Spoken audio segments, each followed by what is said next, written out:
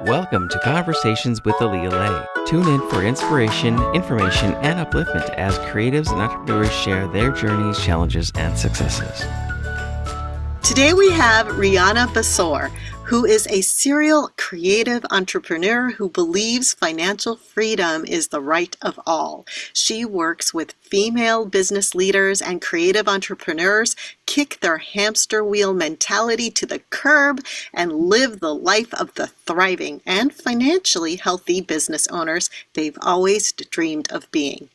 Whether they're negotiating contracts, pricing their services, or figuring out how much to reinvest in their businesses, she helps powerhouse visionaries set themselves up to fund their dream lives. Before starting her own company, Rhianna spent over a decade managing business development and outreach for a multi-million-dollar nonprofit organization. An international director-producer, professional writer, and award-winning actor. Her creative work has appeared from Off Broadway to Reykjavik, Toronto to Paris. Rhianna has been featured in the New York Times, Wall Street Journal, the LA Times, the Chicago Tribune, the Find Your Light podcast, Thrive Global, Medium, and more. So, thank you so much, Rhianna, for joining us here. Oh, it's absolutely my pleasure. Thank you for having me. You are also an actor, a creative, and then you became this financially savvy person.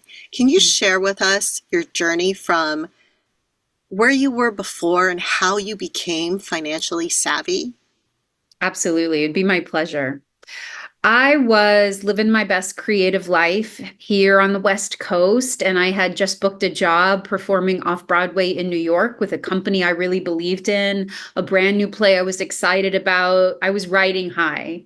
But in the transition of going to New York in order to do that show, the relationship that was the foundation of my life, my emotional and financial life, it fell apart. It was too hard for my partner to sustain a long distance relationship, even for a short gig. So I went to New York and I was there rehearsing with my beautiful company of other actors and creators. And I got the phone call that my grandfather had died. And my grandfather had been sick for a while, and he was such a powerhouse patriarch in our family that I just couldn't imagine the world without him. It was really devastating to me to be on the East Coast when I wanted to be on the West Coast with my family mourning my grandfather, and I couldn't afford the ticket to fly home on my one day off. So here I am in New York, supposedly living my best life, working on this show I believed in with passionate, beautiful humans, and I was miserable. Yeah. I didn't have the freedom, flexibility, and finances I needed to really spend my time where I felt like it needed to be spent. And I knew there had to be a better way. I don't believe that you need to suffer in this life to be an artist, to be a human, to be alive. I think life is meant to thrive. And so I figured there was something I didn't understand. Turns out there is. It's called money classes and business instincts. These, at the time when I went and got my BFA, were not taught in drama school. I could tell you all about the history of classical theater and how to pretend to be a bear. But when it came to running my creative business, like the business it was, I was clueless. So I took a step back from my creative career. I got a couple certificates in business development and marketing from UCSD. I worked managing nonprofits. I really just figured it out department by department, skill by skill, until one day it clicked. And I said, oh, it's not hard. No one translates this into creative brain thinking. You just assume, oh, I was bad at math. I got a D in algebra in 6th grade. Clearly, I'm destined to be bad at math forever. This is not true. So based on that insight, I was able to repair my finances. I was tens of thousands of dollars in consumer and student loan debt. I didn't have any retirement. I barely owned my car. I was not in the most financially stable situation. Right. And in the series of several years, I completely paid off all of my debt, completely debt-free, got a new car. I was able to start my retirement fund and eventually buy a house in Southern California. And as I was going through this journey of rebirth, I would listen to my beautiful creative friends talking about how they never had any money. And I just thought, I know there's a better way. And if it's just a matter of them not taking the time to understand it, well, I can help troubleshoot that. I can expedite by sharing what I've learned. And Hmm. so Self Trust Fund, my financial empowerment coaching company, was born. Nice. So that is, I mean, I'm so sorry about your grandfather, and then that huge emotional impact because you didn't have the funds to actually go to his funeral, and that meant so much to you. It Yeah. really triggered you to make a change, Yeah. right? And Yeah. so you gave up your creative career, or not gave up, but took a pause in it in Yeah. order to heal or learn about finances, right? That's right. I'd been focusing in such a single way Yeah. on moving my creative career forward that there were other parts of my life that had atrophied. And I knew that I needed to just put a pause in order to get the other parts strong. Right, right. Yeah. And what sounds fantastic is that because you learned your financial literacy and you went to school, I love UCSD, um, but you still maintained your connections with your friends that are creative. You saw and felt and understood their pain, and now you know how to help them with it, right? Right. So then, like, tell us more about how, as you heard your friends saying they didn't have money or that, things were tight financially while they pursued their creative careers, how did you start turning this into a business? And as this business, what is the name of it or how can people find it? How is it different that it can help creatives? Absolutely. That's So like the business. three questions. I got it. I totally know what you're asking. Yeah, So the business is called Self Trust Fund because we have to develop the self trust in order to have the trust fund of love lifelong it. financial stability. We give that to ourselves. And so you can find me at selftrustfund.com. That's my website. It shows all about the services that I offer and some of my media opportunities just like this. It's a really great place to get started on a self trust fund journey. And so I believe you said, what was it that sparked it? Where did I see what was possible for my friends? Well, I knew it was possible for me. And I had really felt financially strapped my entire early career. It was a very dominant feeling for me. And now I realize that it drained my creativity and my life force, which would have allowed me to put more of that into my creative pursuits. And who knows how I would have profited by that. So, having had enough distance and healing, as you said, around my own financial journey, seeing the suffering around money concerns in my loved ones was very easy to spot. And I knew if I could do it, they could do it. I was the queen of buying cocktails and shoes and then, putting my rent on my credit card. I was the queen of so many poor financial decisions. I didn't know any better, but I didn't care to educate myself. Right. And so now that I had the knowledge and the experience to really help, I just started to talk to my friends that seemed like they would the most benefit from it.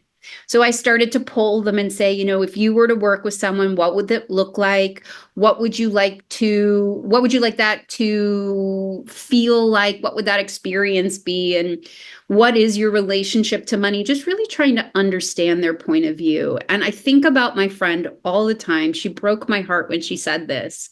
She said, yeah, I got one of those money books, that everybody says you should read. And I opened up and the first page says, put a little bit aside every month to save.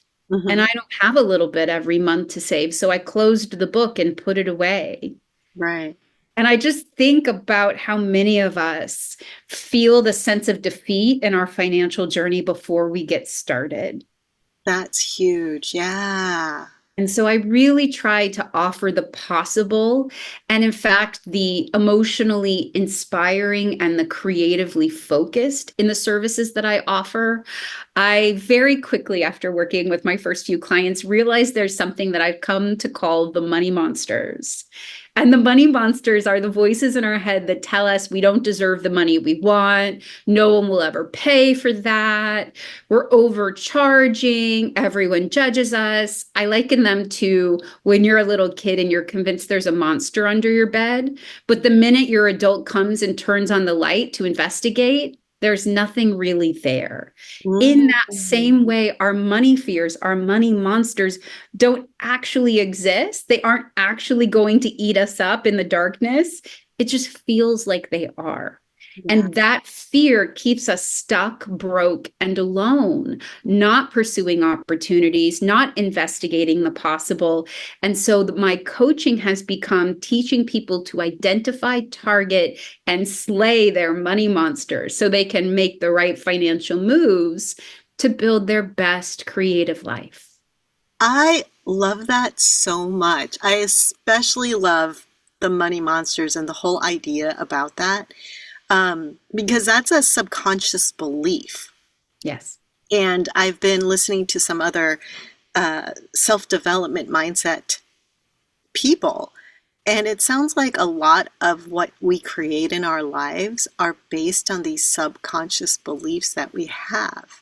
And That's right. especially if it comes from money and fear, I love what you're offering because you're offering people to be able to see the possibilities that they wouldn't or couldn't see before because that fear has just clouded over their That's right. sight. That's right. It's a financial fog. It's a fear fog. And it really makes us think that there are scarier things happening than there are. And Yeah. it takes us out of the present. It robs us of our creative inspiration and energy. And it means that we have less to give to the things in our life that matter, including our loved ones, but also the next creative opportunity we're building towards. And in fact, when we feed the money monsters instead of the possibilities of what's next, we are creating a cycle. Exactly what you're saying, which is those subconscious beliefs are self-perpetuating. Once you're stuck in a loop, it's easy to just stay there, and we got to get out. Yeah, yeah. And I love that what you offer is how to get out in a way that creatives can see the possibilities, in a way where you understand where they're coming from because you lived it, right? Yes, that's And right. so they can really relate and connect with you. Yes. I heard you say creative endeavors. I agree. Like, if we have more money, we can be more creative because your energy isn't sapped out of scare or fear of not being able to pay the rent, not be able, whatever, I can't afford this class. I can't, all these can'ts, right? So when you have that financial foundation, then you can move forward with your creativity with more inspiration and openness, right? That's And so now that you are set, you've bought a freaking house, that's huge. You're out of debt, you got a new car, like everything is like 180, so fantastic. And now you're doing more creative endeavors, right? Because you're still creative. Can you share more absolutely. about that, like now, what you're up to? Absolutely. My creativity has exploded because of the freedom I have financially, both physically in my bank account, but also emotionally. So, as I was thinking about what it would be like to dip my toe back into creative pursuits, my friend was working on a one-man show. And it was a one-man show that sparked some ideas. And he and I like to jostle back and forth in brainstorming sessions. Mhm. So I gave him some key ideas for the script. And then he said, well, who do you think should, direct it? And I was like, oh, I don't know. I gave him some names. None of them seemed quite right. And he said, well, why don't you direct it? And I was like, oh, I haven't directed anything since high school. Okay. And he Yeah, said, but I really need a producer. And I was like, oh, I can produce. yeah. Because by that time I'd been running multiple businesses for myself and for other people. So producing for me was an extension of that business knowledge that I was very confident in. We worked on his show for about 6 months. It premiered at the San Diego Fringe Festival. It toured the United States. It won an award to have its international debut in Reykjavik in Ah, May 2020. nice. Okay.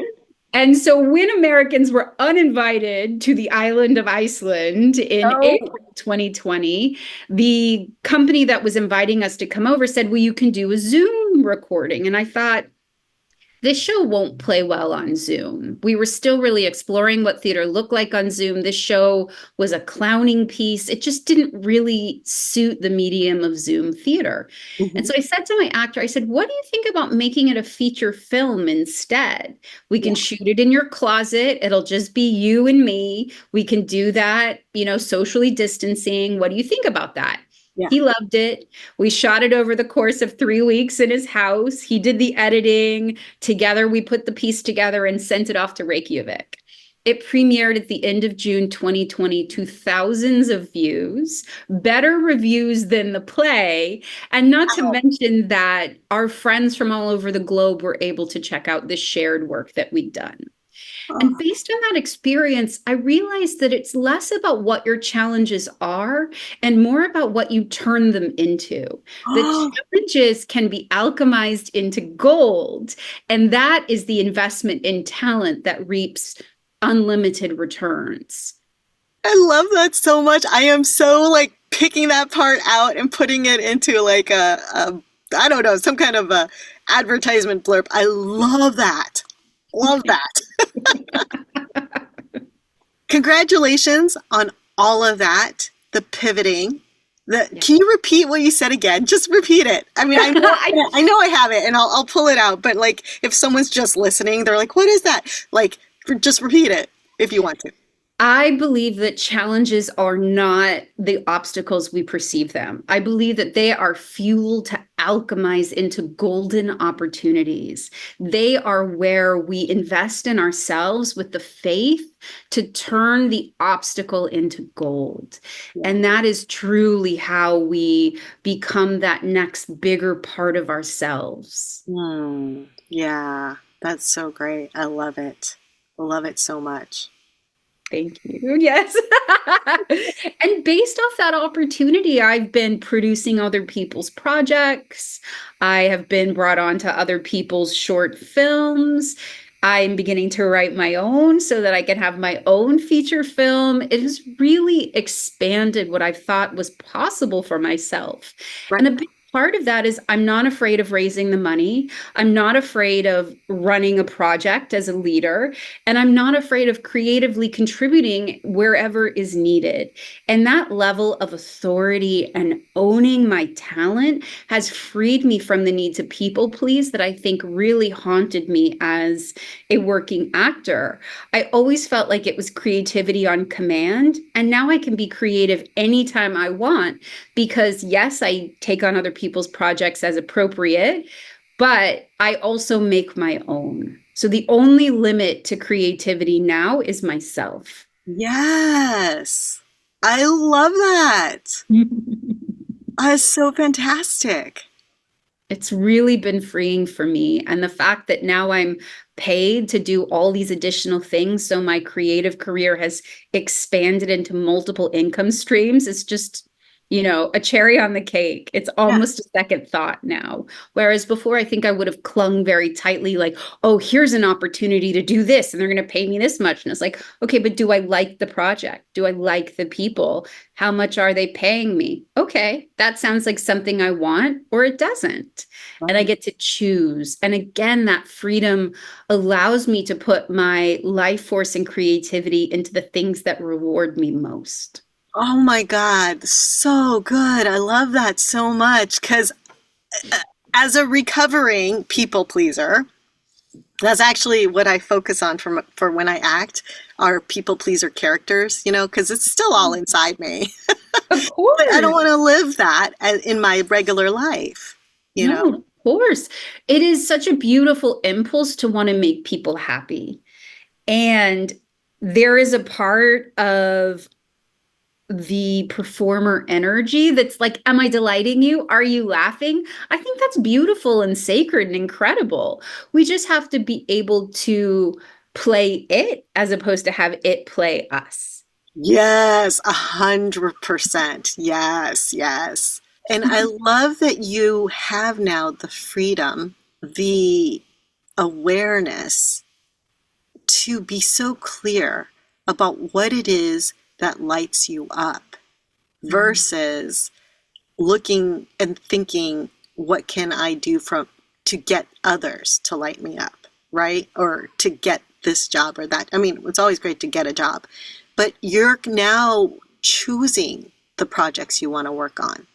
That's right. And in some cases, being the visionary of them. And it takes me back to being that little weird 8-year-old girl who every time I'd sleep over at my friend's house would end up writing and directing and producing a talent show that their parents were forced to watch. And of course, it was starring me as well. Like in some ways, I have gone back to that adorable, bossy 8-year-old who just wanted to make cool stuff with her friends. Yes. And that's who we really are, that adorable, like vibrant person that we are. Yes. I love that.